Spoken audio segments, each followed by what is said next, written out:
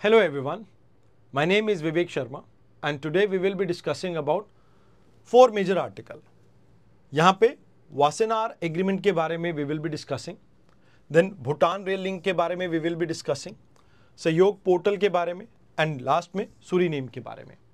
आइए एक एक करके इन सभी चीज़ों के बारे में डिस्कस करते हैं. देखिए पहला आर्टिकल जो है ये बात करता है वासेनार एग्रीमेंट के बारे में जो कि 1996 में आया था एंड ये कन्वेंशनल वेपन्स के साथ साथ ड्यूअल यूज टेक्नोलॉजी से डील करता है. मतलब ऐसी टेक्नोलॉजी जो सिविलियन और डिफेंस पर्पजेस के लिए यूज हो सकते हैं उनके स्प्रेड को लिमिट करने का ये काम करती है. इंडिया ने इसे बहुत लेट ज्वाइन किया था, वो भी इसलिए ज्वाइन किया था क्योंकि हम न्यूक्लियर सप्लाई ग्रुप के मेंबर बनना चाहते थे इस वजह से. तो 2017 में इंडिया ने इसको ज्वाइन किया था एंड इसका हेडक्वार्टर है ऑस्ट्रिया वियना में. अब यहाँ पे आपको एक बात जो समझनी है वो ये है, रिसेंटली ये न्यूज़ में इसलिए था बिकॉज अभी हाल फिलहाल में ये आरोप लगाए जा रहे हैं कि माइक्रोसॉफ्ट का जो क्लाउड इंफ्रास्ट्रक्चर है ये सर्वेलेंस के लिए यूज़ किया जा रहा है कॉन्फ्लिक्ट एरिया में इजराइल और फ़लस्तीन के. तो कहीं ना कहीं ये एक्सपोर्ट रजीम की जो बात हम करते हैं जिसमें आजकल के लेटेस्ट टूल को कहीं ना कहीं इतना ज़्यादा फोकस नहीं किया गया, तो उसके बारे में ये क्वेश्चन रेज करता है. Because cloud services, AI and digital surveillance tool आज की डेट में जिस तरह से बढ़ते जा रहे हैं तो कहीं ना कहीं इनको भी इसमें ऐड करने की ज़रूरत है. तो कहा जाता है कि भाई इसमें एक कंट्रोल लिस्ट होती है. कंट्रोल लिस्ट बात करते हैं कि भाई मेंबर आपके इंफॉर्मेशन शेयर करते हैं जिसमें ये बताते हैं कि भाई हमारी जो गवर्नमेंट है किस तरह के हथियारों को एक्सपोर्ट या इंपोर्ट करती है. तो दैट इज़ देयर. तो मेंबर इंफॉर्मेशन शेयर करते हैं एंड इसमें एक कंट्रोल लिस्ट होती है जो म्यूटेशन जो भी आपके लाइक आर्म्स वगैरह है उससे डील करती है ये कि ड्यूल यूज टेक्नोलॉजी कौन कौन सी है. अब पोस्ट कोल्ड वॉर एरा में इसने कोकॉम को रिप्लेस किया था, that is coordinated committee for multilateral export control जो कि 1949 से 1994 तक आपकी चली. अब यहाँ पे अगर हम बात करें ये कोशिश हमारी ये कि जो भी आपके वेपन्स है इसके ट्रांसफ़र में हम ट्रांसपेरेंसी लेके आ सके कि भाई ऐसा कोई भी हथियार जो कि मास डिस्ट्रक्शन के लिए यूज़ हो सकता है उसको हम फर्दर आगे स्प्रेड होने से रोक सके. इंडिया ने 2017 में इसे क्यों ज्वाइन किया था? क्योंकि इंडिया को उस समय लग रहा था कि इंडिया न्यूक्लियर सप्लाई ग्रुप की मेंबरशिप ले सकता है, बट चाइना ने वहाँ पे हमें ब्लॉक किया. तो कहीं ना कहीं अभी तो हम उसके ग्रुप के मेंबर नहीं हैं. एंड यहाँ पर भी जो आपका डिसीजन है वो कंसेंसस बेसिस पे होता है. एक भी पर्सन ने अगर हाथ खड़ा कर दिया तो मीन्स आप यहाँ पर इसको इम्प्लीमेंट नहीं कर सकते जो भी यहाँ पे बातचीत चल रही है उसको. अब यहाँ पे इसके ऑब्जेक्टिव क्या है कि ट्रांसपेरेंसी लेके आए, रिस्पॉन्सिबिलिटी लेके आए, कोई भी ऐसे आर्म्स को हम ट्रांसफ़र ना करें जो ड्यूल यूज़ की कैटेगरी में आते हो. हम इंफॉर्मेशन प्रोवाइड करेंगे, एक्सचेंज करेंगे सेंसिटिव ट्रांसफ़र को लेके. जैसे मान लीजिए हम ब्रह्मोस मिसाइल किसी को दे रहे तो उसको लेके कहीं ना कहीं हम यहाँ पे हो सकता है कि लाइक इसमें अवेयरनेस जनरेट करें कि भाई हम इस टेक्नोलॉजी को फिलीपीन को बेच रहे हैं, वियतनाम को बेच रहे हैं या किसी को भी बेच रहे हैं. यहाँ पे हम कोशिश करते हैं कि कन्वेंशनल वेपन्स को हम प्रिवेंट करें कि भाई ये किसी भी तरह के इनके एक्यूमुलेशन से डिस्टेबलाइजेशन ना आए. एंड हम यहाँ पे फोकस ये भी करते हैं कि कैसे एक्सपोर्ट सिस्टम जो है उसको नेशनल लेवल पे कंट्रोल किया जा सके कि भाई ऐसी कोई भी टेक्नोलॉजी जो ड्यूल यूज़ में आती है उसको हम किसी दूसरे देश को ना बेचें. तो फिलहाल प्रॉब्लम इसमें यह कि जो ट्रांसफ़र टेक्नोलॉजी का वर्ड है इसको हर देश अलग से इंटरप्रेट करता है. कोई लीगली बाइंडिंग ऑब्लिगेशंस यहाँ पे नहीं है. सिंगल हैंड आउट आपके ब्लॉक कर सकता है रिफॉर्म को एंड इमर्जिंग टेक्नोलॉजीज़ को यहाँ पर किसी भी तरह से केटर नहीं किया गया है. तो इन चीज़ों के कारण ये कहा जा रहा है कि अब इसे बदलने का समय आ चुका है.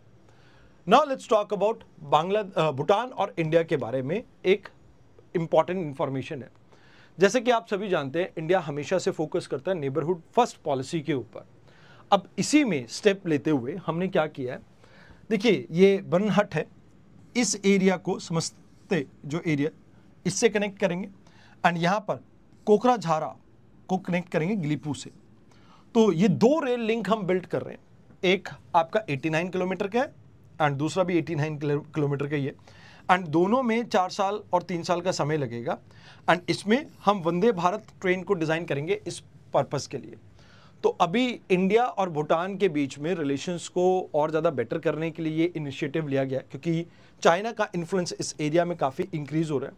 हम चाहते हैं कि भाई यहाँ पर इंडस्ट्रियल ग्रोथ भी आपका प्रमोट हो, तो इससे कहीं ना कहीं ट्रांसपोर्ट से कॉस्ट जो गुड की है वो रिड्यूस होगी, इन्वेस्टमेंट आएगी भूटान के अंदर, एंड मोर ओवर टूरिज्म को बूस्ट मिलेगा, पीपल टू पीपल कनेक्टिविटी आपकी और बेटर होगी।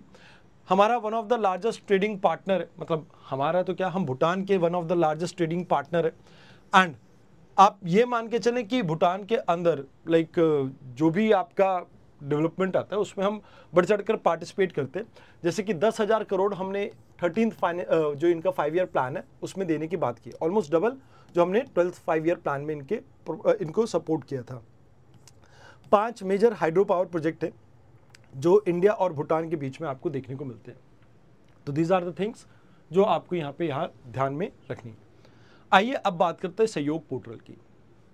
अब देखिए नॉर्मली क्या होता है, जैसे लेट्स से एक पर्सन ने एक इंस्टाग्राम के ऊपर कोई चीज़ लिखी या ट्विटर के ऊपर कोई चीज़ लिखी, एक्स के ऊपर। अब प्रॉब्लम ये होती है कि कई बार ये आपकी जो इन्फॉर्मेशन शेयर की गई है ये आपकी होती है, आप कह सकते हो मिसलीडिंग इन्फॉर्मेशन, कि कुछ गलत इसमें बात कही गई है और फैक्ट्स इनकरेक्ट है। अब यहाँ पे गवर्नमेंट कहते हैं कि भाई सहयोग पोर्टल के थ्रू हम आपकी इस इंफॉर्मेशन को रिमूव करने के लिए आपको रिक्वेस्ट भेज सकते हैं, एंड अगर आप इस रिक्वेस्ट को फुलफिल नहीं करते हो तो उस केस में आपके ऊपर कानूनी कार्रवाई हो सकती है। तो यहाँ पे ट्विटर जो है इन्होंने कहा कि भैया ऐसा गलत है, क्योंकि आईटी एक्ट के सेक्शन 69 के अंडर जो श्रेया सहगल केस था उसमें ये पैरेलल ब्लॉकिंग रिजीम को खत्म करने की बात की गई थी। गवर्नमेंट यूनिलैटरली नहीं कर सकती ये चीज़, यहाँ पर डिस्कशन होनी चाहिए जो कंपनी है उसके साथ भी। एंड कहीं ना कहीं जो आपका section 79 clause 3 sub clause B है आईटी एक्ट का, ये सेफगार्ड प्रोवाइड करता है कि भाई कोई थर्ड पर्सन इंफॉर्मेशन अपलोड कर रहा है तो मैं उसके लिए लायबल कैसे हो सकता हूँ। तो गवर्नमेंट कहती है कि भाई हमने आपको एक बार ही कह दिया कि भाई आपको ये चीज़ रिमूव करनी है, आप उसके बाद भी नहीं करते हैं तो उस केस में आपकी लायबिलिटी बनती है। तो इस चीज़ के लिए 2024 में मिनिस्ट्री ऑफ होम ने Indian cyber crime coordination centre के साथ मिलकर ये कहा कि भाई गवर्नमेंट आपको ऑर्डर देगी, एंड ऑर्डर देने के बाद जो भी आपके सोशल मीडिया प्लेटफॉर्म है या वेब होस्टिंग है या टेलीकॉम है उनको वो कंटेंट को वहाँ से रिमूव करना पड़ेगा। ऑब्जेक्टिव क्या है कि अनलॉफुल कंटेंट को हम रोक सकें, कोऑर्डिनेशन बेटर कर सके गवर्नमेंट और जो भी law enforcement agency and platform है इनके बीच में, मतलब मल्टीपल स्टेक होल्डर्स के बीच में, प्रोटेक्ट कर सके टाइम सेंसिटिव केसेस को, जैसे मान लीजिए कोई साइबर क्राइम से रिलेटेड है या वुमेन की डिग्निटी से रिलेटेड इशू है, उन सब चीज़ों को, and more over faster compliance को इशू करने के लिए हमने इसे डिज़ाइन किया। अब ट्विटर का कहना ये है कि भाई देखो ऐसा तो वहाँ होता है जहाँ पर डिक्टेटरशिप होती है, बट ऑलरेडी 38 इंटरमीडिएट्स ने ये बात मान ली सिर्फ ट्विटर को छोड़ के। अब गवर्नमेंट ये कहती है कि भाई, मतलब कोर्ट ये कहती है कि भाई देखो सेम आपकी जो लॉ है वो आपके यूएस और ईयू में भी एग्जिस्ट करते हैं, आप वहां पर तो इसको मानने को तैयार हैं।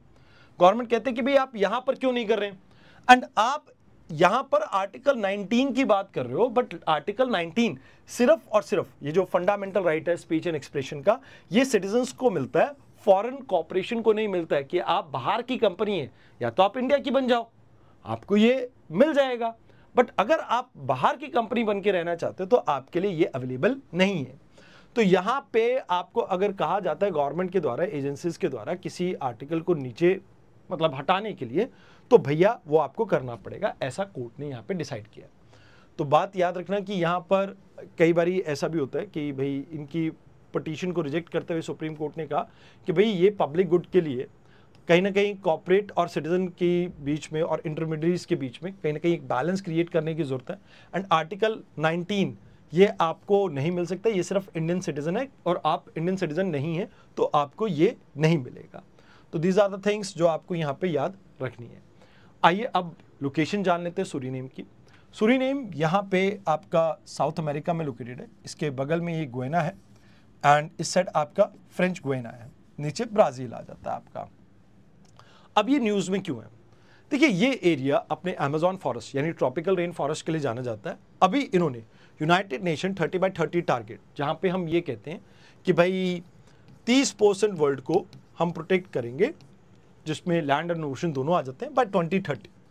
तो इस कमिटमेंट को फुलफिल करते हुए इन्होंने ये कहा कि हम 90% तक अपने ट्रॉपिकल फॉरेस्ट को प्रोटेक्ट करेंगे। एम्बिशियस गोल है, बट इन्होंने कहा 2025 के एंड तक हम अपना एक नया लेजिस्लेशन लेके आएंगे जिसके थ्रू इनको प्रोटेक्ट करेंगे। अब इसमें जो इंडिजिनस लोग हैं, ट्राइबल पॉपुलेशन, उनके जो एंसेस्ट्रल लैंड है उसको हम लीगली रिकॉग्नाइज करेंगे। एंड मोर ओवर हम कोशिश करेंगे कि भाई हम यहाँ पर वेस्टर्न हेमिस्फेयर में इकलौती ऐसी कंट्री बने जो लीगली रिकॉग्नाइज करे ट्राइबल राइट्स को। मोर ओवर यहाँ पे हमारा फोकस ये भी है कि हम सस्टेनेबल लाइवलीहुड को प्रमोट करें, जैसे eco tourism, carbon credit market को एक्सप्लोर कर सकें। एंड यहाँ पे हम कहीं ना कहीं इनिशियली एक $20 मिलियन का फंड इसको सपोर्ट करने के लिए यूज़ करेंगे। एंड बाकी और भी यहाँ पर फाइनेंस के मैकेनिज्म को हम एक्सप्लोर करेंगे जिसके थ्रू इसको इम्प्लीमेंट किया जा सके। तो दीज आर द थिंग्स जो आपको यहाँ पे याद रखनी है। आई होप आपको डिस्कशन अच्छी लगी हो। आज के डिस्कशन में इतना ही था। धन्यवाद।